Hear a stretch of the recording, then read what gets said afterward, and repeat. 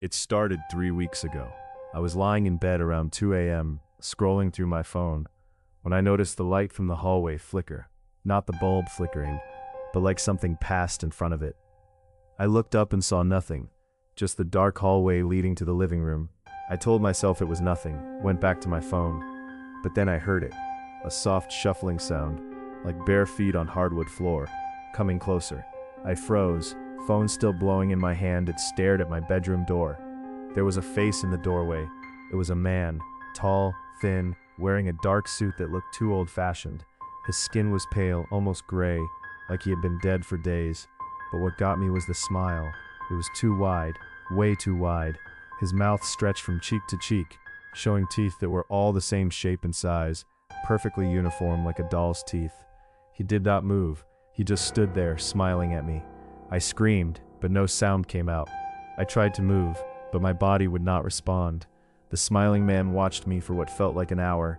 Then slowly, he backed away into the darkness, one step at a time, that smile the last thing to disappear. The next morning I told my roommate. He laughed it off, said I had sleep paralysis.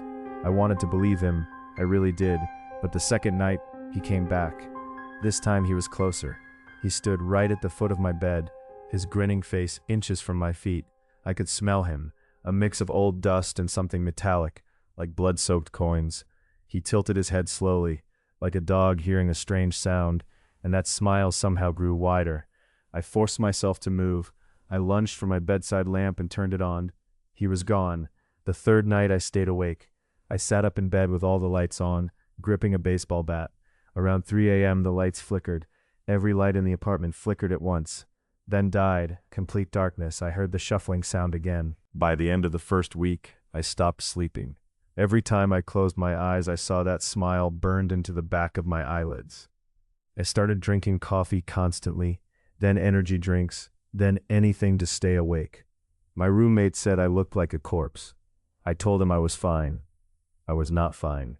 The smiling man started appearing during the day too. I would see his reflection in windows as I walked past, on the TV screen when it was turned off, in the dark reflection of my phone screen. Always that same smile, always watching. I went to a priest. He said I was suffering from anxiety and gave me a blessing. That night, the smiling man stood right next to my bed, leaning down until his face was level with mine. His breath was cold, like air from a freezer. He whispered something I could not understand, a language that sounded like broken glass scraping together. I moved out. I packed a bag and went to stay at my parents' house 2 towns away. For 2 nights, nothing happened. I thought I was safe. On the third night, I woke up to my mother screaming. I ran to her room. She was standing in the corner, pointing at the window. I turned around. The smiling man was pressed against the glass on the second floor, his face flattened against it. That smile still impossibly wide. We were 20 feet up. There was no way he could be there. My father grabbed a shotgun and fired through the window. The glass shattered. The smiling man was gone.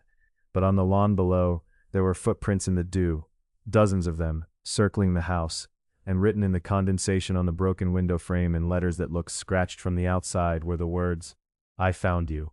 That was 2 weeks ago. I am writing this from a motel room 3 states away. I have not slept in 4 days. The clerk at the front desk just asked me if I needed anything. I said no, but as I looked past him, down the dark hallway behind the reception desk, I saw a tall, thin silhouette standing at the far end, and I could see the glint of teeth.